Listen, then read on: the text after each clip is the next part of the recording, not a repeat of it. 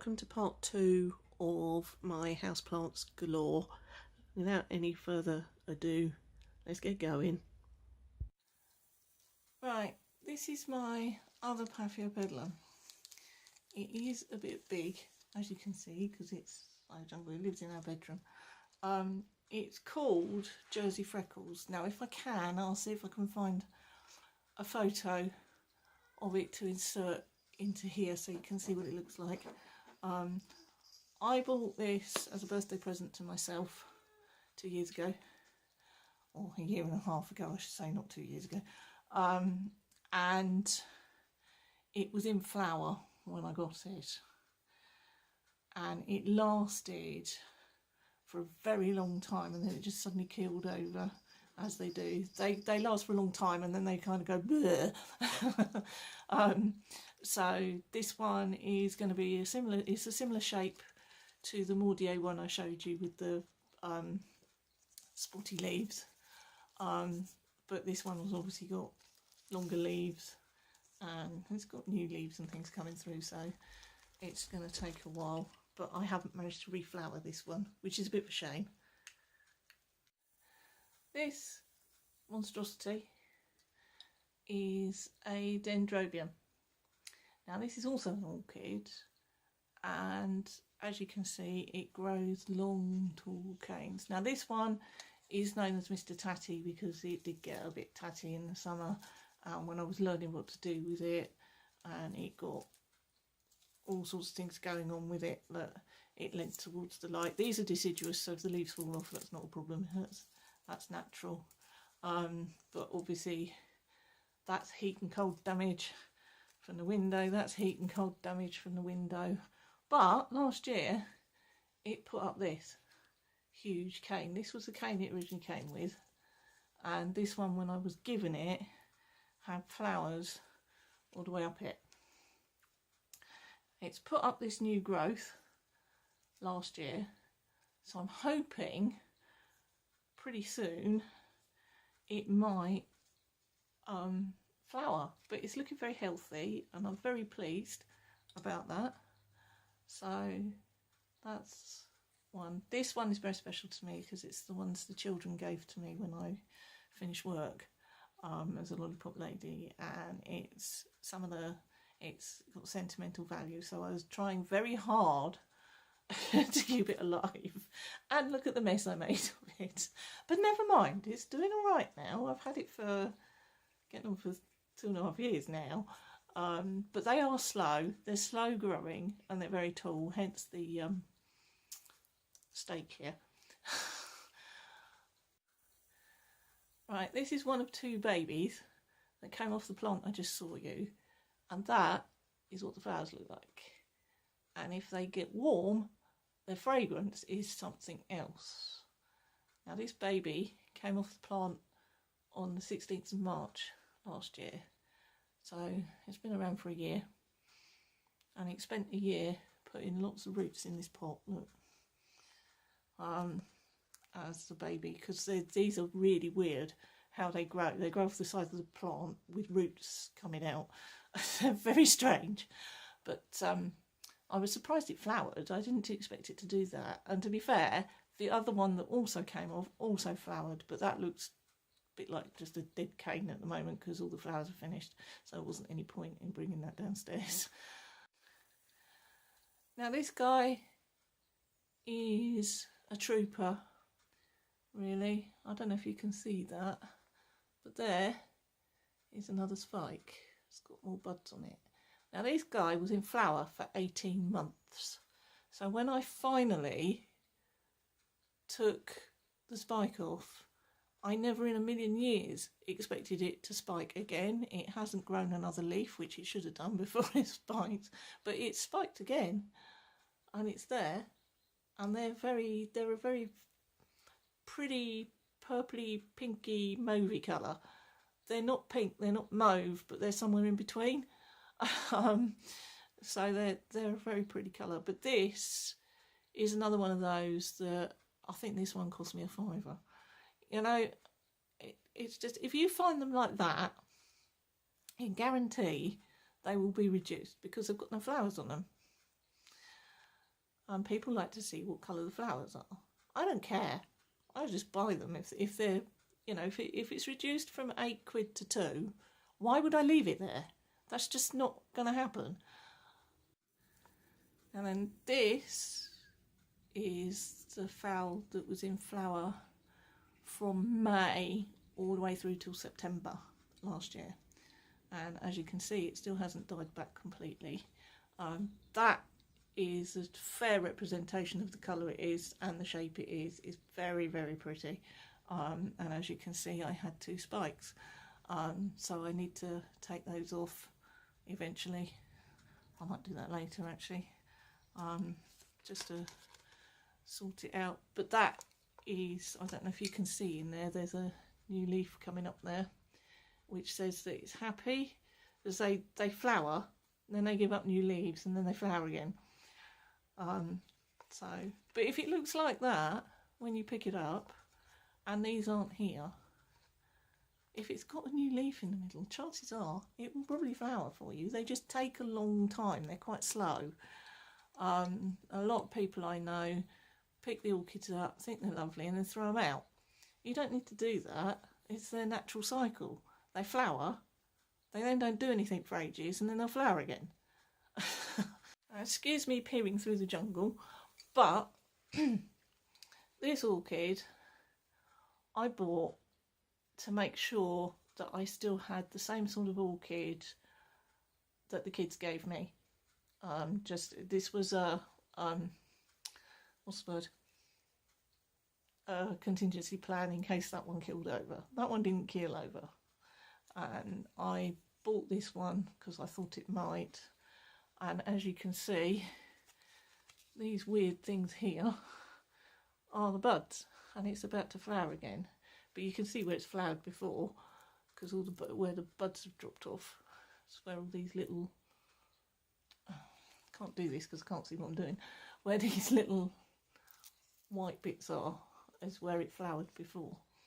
So it came with this cane and this cane, and it has 1, 2, 3, 4 new canes going on, and this one by far is the biggest.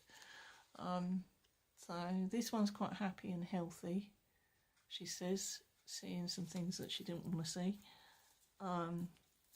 So it's a very happy plant, and obviously if it wasn't happy it wouldn't be flowering.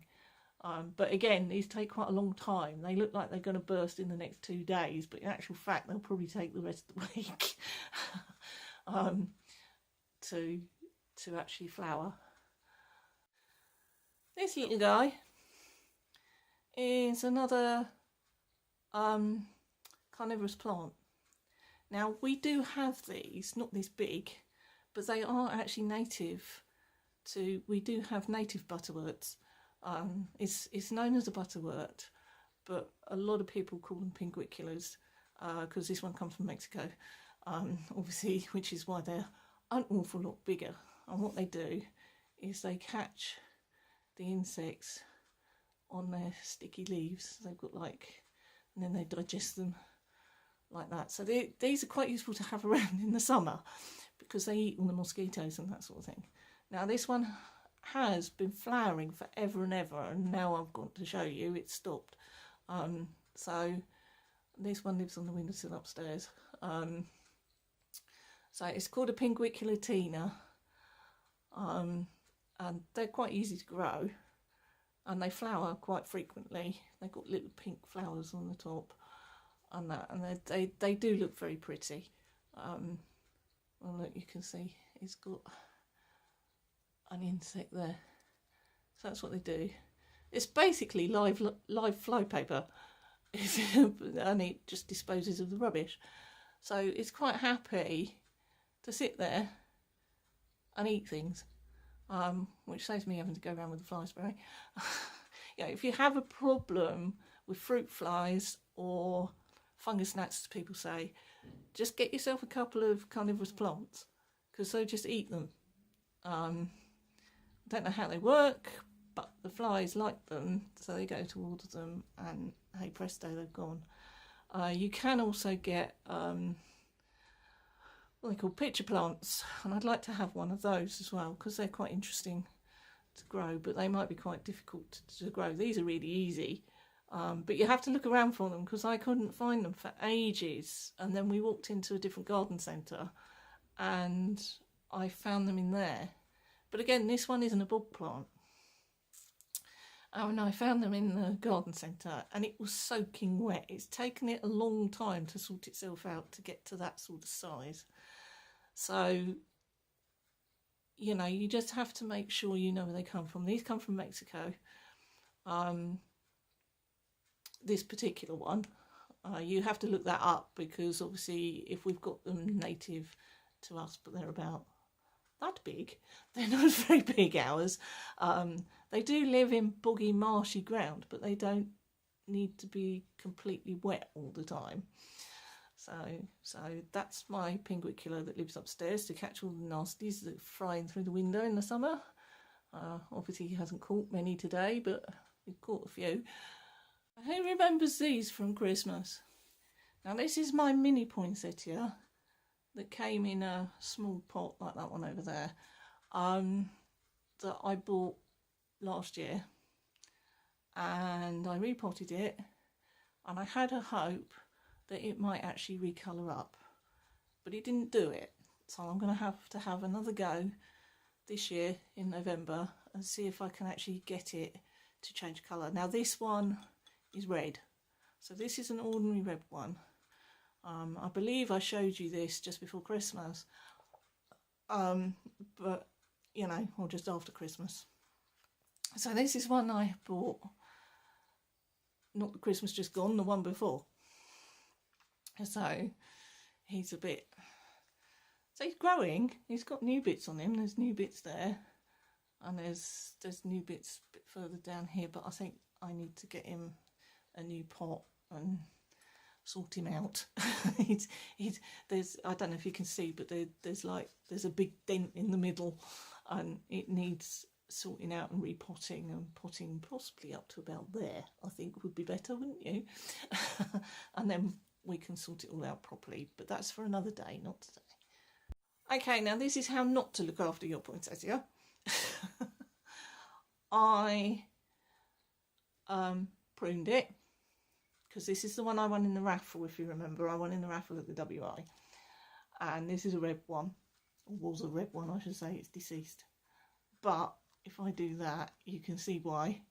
It's absolutely soaking wet, and I couldn't get it to dry out, and because I couldn't get it to dry out, look, it's just come off, it's just all rotted. So this one has had it, but this is the one I won in the raffle, and I wasn't expecting it to do anything, because sometimes they do, sometimes they don't. You just have to be a bit careful how you pick them up and how you sort them out. This one, I think when I pruned it, didn't have any leaves left on it, so therefore was having trouble photosynthesizing, and it's absolutely soaking wet. Do not then oh, sorry. Do not let them get wet, because if they get wet, that's what happens. These come from Mexico. They don't like wet feet, and obviously this one got wet feet, so he's deceased. So I need to do something with that at some point. But for now, I'll go and put him back where he was, and I'll deal with it when I have a bit more time. This one, however, was the pink one that my mother-in-law bought me for Christmas. And as you can see, I've trimmed it back, and I'm just looking at it now, and it's got the leaves on there, which I left on so it could actually eat. And I've just looked at it, and I don't know if you can see, but there's new bits there, there's new bits there,